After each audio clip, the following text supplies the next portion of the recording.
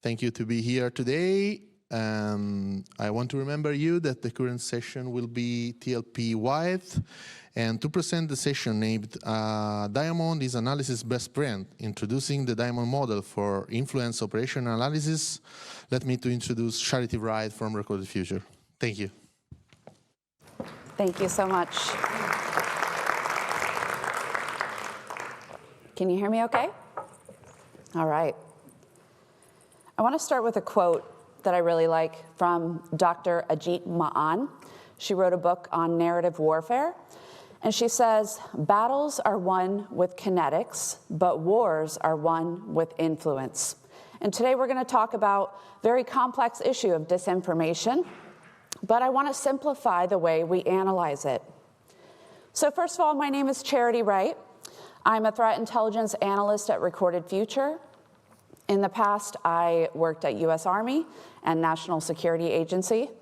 I'm from Dallas, Texas, by the way, so sorry if I don't have enough of a Texas accent for you all, but I'll throw in a y'all once in a while. I currently analyze influence operations, geopolitical intelligence, and strategic intelligence for Recorded Future. So let's jump in. Like I said, disinformation is very complex, but in my opinion, analyzing it should not be. So today I'm going to tell you about the Diamond model for influence operations and why we use this particular framework and how to use it every day while you are also analyzing complex psychosocial threats. So brief, slides. Yeah, slides are important, right? There we go. That's me. There's me on Twitter if you want to connect with me there. I do a lot of amplifying of the work that we're doing and also just keeping everybody up to date on disinformation intelligence. So this is the agenda for today. I'm going to try to go through it rather quickly. We have a limited amount of time. And first I want to start off by clarifying some terminology. Now, in this industry, as we explore disinformation campaigns, sometimes that word is used synonymously. So I want to clarify that misinformation, M-I-S, is false information that is spread regardless of whether there is intent to mislead, as opposed to disinformation, which is deliberately misleading or biased information, manipulated narrative, or facts and propaganda. Now, the clarification there is disinformation is usually done with a malicious purpose. And then we all know about fake news, unfortunately, throughout COVID and various political issues that we're dealing with today. We deal with purposefully crafted, sensational, emotionally charged, misleading, or totally fabricated information that mimics the form of mainstream news. Now, on that note,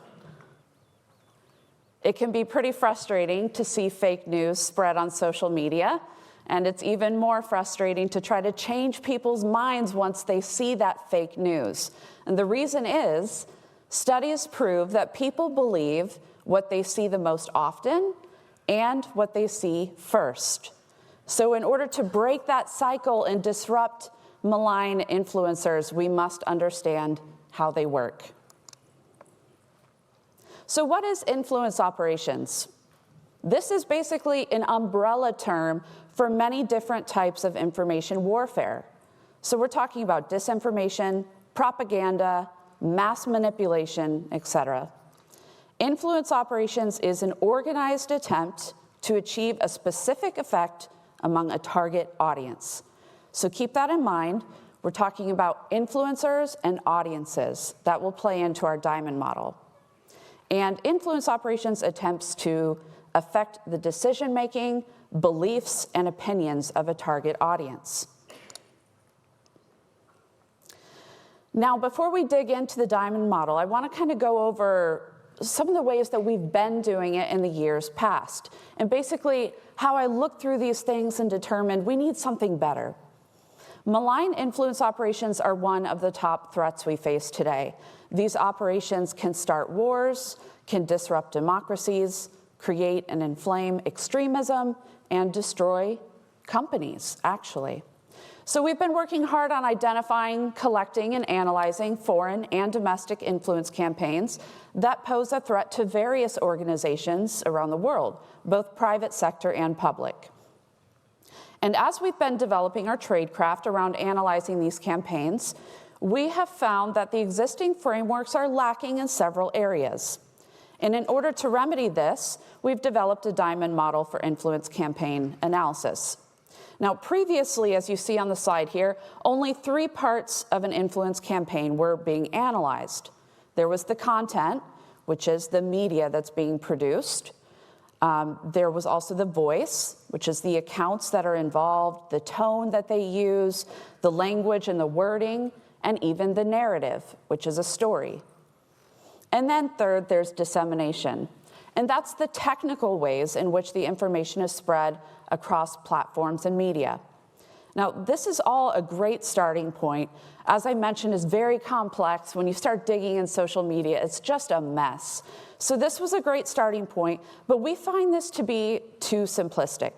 And it doesn't address the relationships between the narratives, the threat actors, and the infrastructure.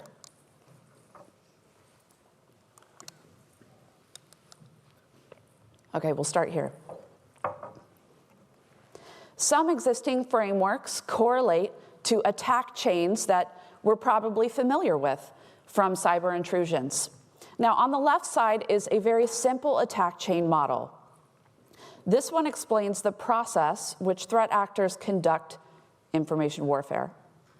The disinformation kill chain on the right is created by MITRE, which many of you are probably familiar with. And it also follows the process which the threat actors take, also starting with a recon phase. Now, this is really important. As we know with kill chain models, it helps us identify certain vulnerabilities in our own systems, in our own processes, so we can disrupt the adversary at certain phases. Now, while these kill chains help us understand the threat actor's process and can help us identify areas of vulnerabilities that need to be remediated, it lacks the nuance that we need to address the psychosocial and geopolitical aspects of influence and information operations. This might look familiar. If it looks like the MITRE framework or MITRE TTPs, you're right about that. This is a screenshot of the AMIT framework. It's spelled A-M-I-T-T. AMIT is similar to the MITRE framework because it breaks out very specific TTPs used in IO campaigns, as well as countermeasures. Now, these are just 2 samples of the full list, which can be found on their GitHub page, actually. And it's very, very helpful for you to identify the exact tactics, techniques, and procedures that the influencer is using. Now, as we explored the full list, I had 2 thoughts. One, breaking out specific tactics and methods is helpful, especially to layer on top of kill chain or diamond model frameworks. This model does address TTPs in ways that the other kill chain frameworks do not. But on the other hand, influence operators evolve very quickly, and new tactics are being developed and used by threat actors every day. So the current AMIT framework doesn't address the use of some of the newer social media platforms and mobile applications that are being used by certain influence actors as they pivot to avoid censorship and deplatforming. However, this list can be updated accordingly and used in conjunction with other frameworks. So this framework, although useful for TTPs, doesn't really address the operational process or the geopolitical, psychosocial aspects of these campaigns. So let's talk about that for a second. Now, before I show you the diamond model, I want to address a really important element that sets influence operations apart. Narrative. The core element of every influence operation is a story or narrative. I want to drive that home because that's very important. Narrative is vital to understanding and identifying the influencer's intentions or objectives. Humans are innately predisposed to understand information with assigned meaning. And storytelling really is the most effective way to assign meaning to information. And the most successful influence campaigns use narratives with components of shared identity, the us, the we aspect of the story. With identity and meaning, a story can change how people think and behave, which is likely the end goal or objective of an influence operation. Now, narrative warfare is the weaponization of a narrative and the battle over that meaning and identity of information. Now, this plays a central part in the diamond model, and it's part of the reason we created the diamond models. We want to incorporate that aspect of narrative, which oftentimes gets lost in our very, very technical industry where we're dealing with TTPs, capabilities, infrastructure, threat actors. This is a really important aspect. Now, the diamond model for influence operations, the diamond model for intrusion operations is a framework that was developed by 3 Department of Defense analysts in 2013. Looks like my text got a little messed up there. And so we based the diamond model for influence ops on the intrusion diamond model loosely because it was intended to be very flexible and to be adaptable to future threats. So, of course, the original diamond model has 4 elements: capabilities and infrastructure on the technical axis, adversary and victim on the socio-political axis. Now, taking into consideration the differences between intrusion campaigns and influence campaigns, we made some changes. This is the diamond model for influence operations. The aim of this adapted diamond model is to fuse together the essential components of an influence campaign with a focus on the core of the diamond, the narrative element that aims to change the behaviors of the target audience. Now, these elements tie together all of the other elements of a campaign, and some labels were changed to more accurately reflect the nuances of influence campaigns. On the socio-political axis, the term adversary is replaced with influencer, and victim is replaced with audience. But the technical axis remains the same. It's unchanged, with capabilities addressing the TTPs and infrastructure addressing the various technical and physical infrastructure used for production and dissemination of influence materials. The key change in this diamond model for influence operations is the addition of the core element of narrative, which is vital but often overlooked socio-psychological aspect of successful influence operations. So let's dig into this a little more. On the capability side, you could assess what kind of capabilities this influence actor has. Are they large scale or small? Do they use bots? Do they use trolls or automation? Do they use deepfake videos and photos, forgeries, or what is their budget? That could even be on the capability side. On the infrastructure side, we're looking at what kind of technical infrastructure are they using. This could be similar to an intrusion campaign. You can tie infrastructure back to IP addresses and domains. You can also look at what fringe news websites are they setting up? What social media platforms and applications are they using? What specific social media accounts do they have? Are they using news agencies? So there's all types of infrastructure that influence campaigns happen on, and that's where that would go on the diamond. I like to start at the bottom with the audience because this is usually the easiest to identify. The audience could be a global scale, national scale. It could be local, maybe small groups, maybe a political party or constituency. It could also be consumers. Let's talk about your company for a second. Your company could be targeted in a disinformation as a service campaign. It could be a competitor across the world hiring cyber criminals in the dark web. to conduct a disinformation campaign on your company.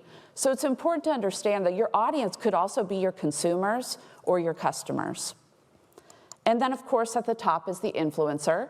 Now, quite often you hear about nation-state influencers. If one country conducts a propaganda campaign against another, it could also be criminal, it could be political. Proxy companies are also used, and they would also go under the influencer side.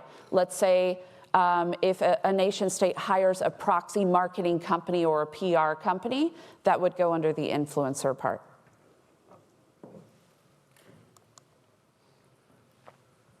Now let's take a look a little more in depth at the technical axis here. Let me get my slides up here. The technical axis consists of capabilities on the left side of the diamond and infrastructure on the right side. Now, by identifying the capabilities and the infrastructure used by the influencer and potential methods of defense, decision makers are empowered to take action against malign influence operations. The capabilities and infrastructure corners of the diamond can be some of the most revealing intelligence gathered on the influencer. So both of these elements are likely to evolve over time, especially if target audiences, platform administrators, or regulators crack down on the activity, resulting in the influencer pivoting to new or unregulated infrastructure and undetected tactics. Now, well-resourced influencers will usually stand out. Their capabilities are much better funded and much more noticeable. Well-resourced influencers will be persistent when they encounter obstacles, much like intrusion campaigns too. And the smaller, less resourced influencers will be easier to identify, will make mistakes more often, and will take significantly longer to overcome obstacles and set up new infrastructure. So let's take a look at the socio-political axis. Influence operations are highly psychological. I bring that up because that's an element that we don't often confront in our industry. We don't often dig into the psychological and the political aspects, but influence operations are highly psychological and political.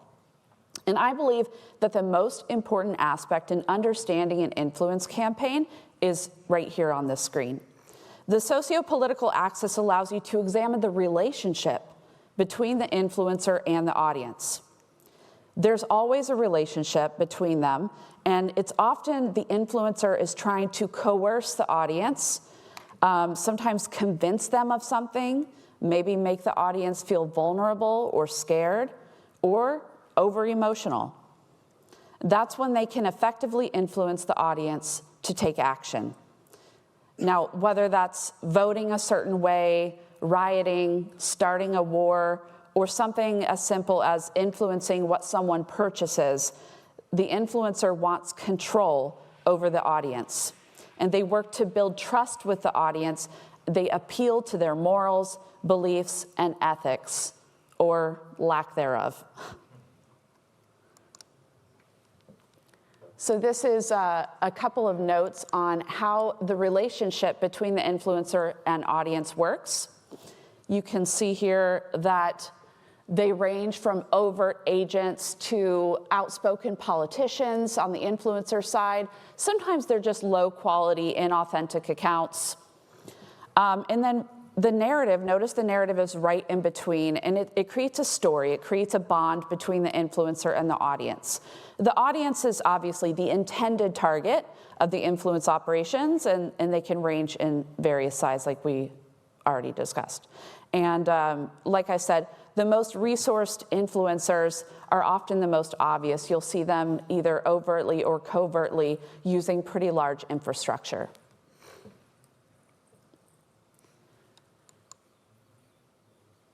Now, let's dig into some examples. I think I have about 10 minutes left, so hopefully we'll have time for both. This one is actually a private sector example.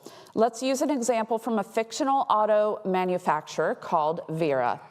Now, Vera develops self-driving cars, And one day, someone uploaded a video of a Vera car driving itself around when suddenly it crashes into pedestrians, causing a horrific scene. Now, the video, uploaded to a streaming video application, instantly went viral, racking up millions of views around the world.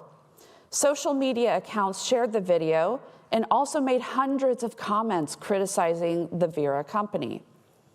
The video was later determined to be a deepfake video, created to make the Vera automobile look dangerous, reckless, and unreliable.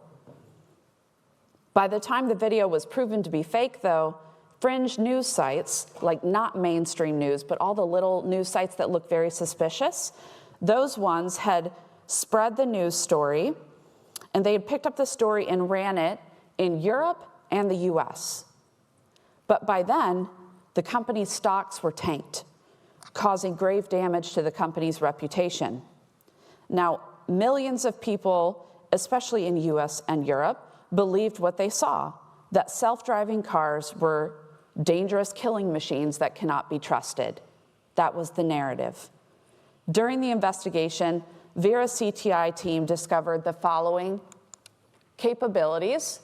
There was the use of deepfake video and photos, altered photos from the supposed scene of the incident. They used inauthentic social media profiles, and they had fake news coverage. On the infrastructure side, there was a streaming media platform used, mainstream social media, fringe news websites hosted on foreign IPs and domains. That's the technical infrastructure that the CTI team discovered. And so the audience was US and European audiences where competitors launched a new vehicle. Adults ages 25 to 55 were targeted. And the influencer was determined to be a criminal disinformation as a service organization hired by a foreign competitor. Now, this is a fictional scenario, but things like this happen every day. And so we see disinformation as a service being sold in the dark web. Recorded Future, my organization, actually did an experiment in 2016 where we hired 2 criminal disinformation organizations. We hired one to conduct a positive sentiment campaign, and we hired another to conduct a negative sentiment campaign. We asked them prices, we determined what scope we wanted to do, and they went to work both working towards either supporting or degrading a fictional company that we created.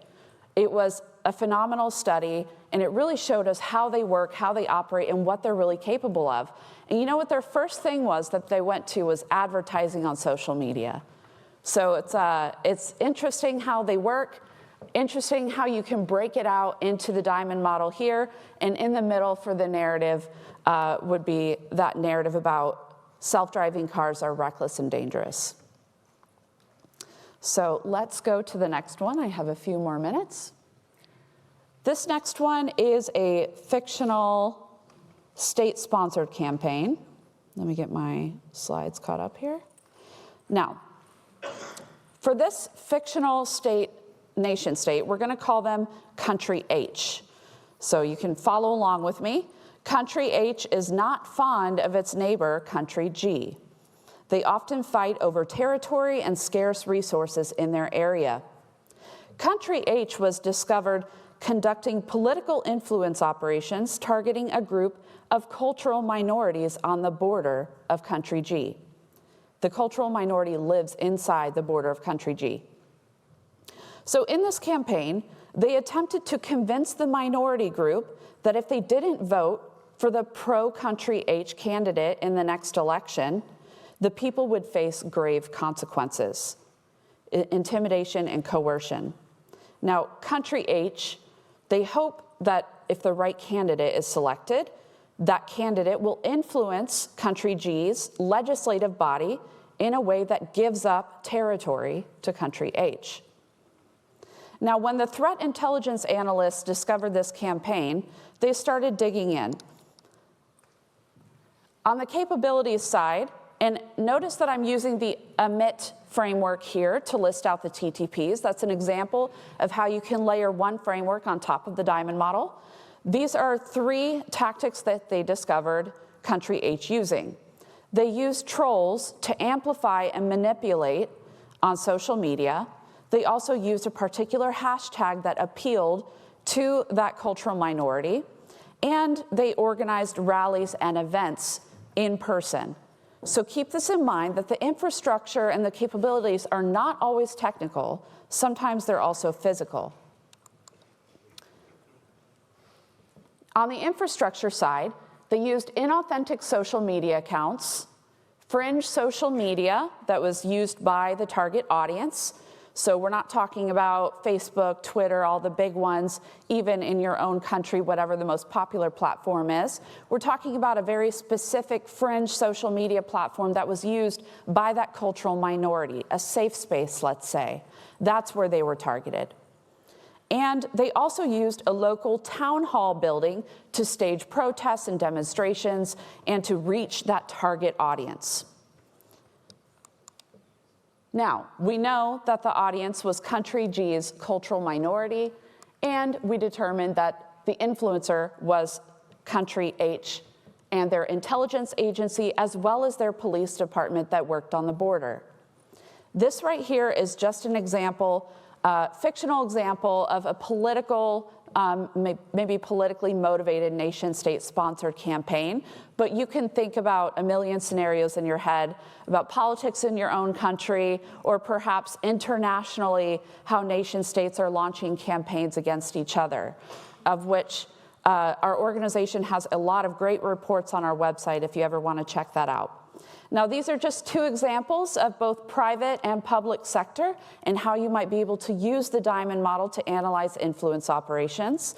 So as I wrap this up, just wanted to, let's see here, give you a QR code to the full white paper on the diamond model for influence operations analysis. I promise I'm not phishing you. It'll take you straight to a free white paper. You don't have to enter any information. Also, my contact information is here, and I post quite often on Twitter about new disinformation campaigns and malign influence that we discover. With that, I want to say thank you for your time. Thank you for being here.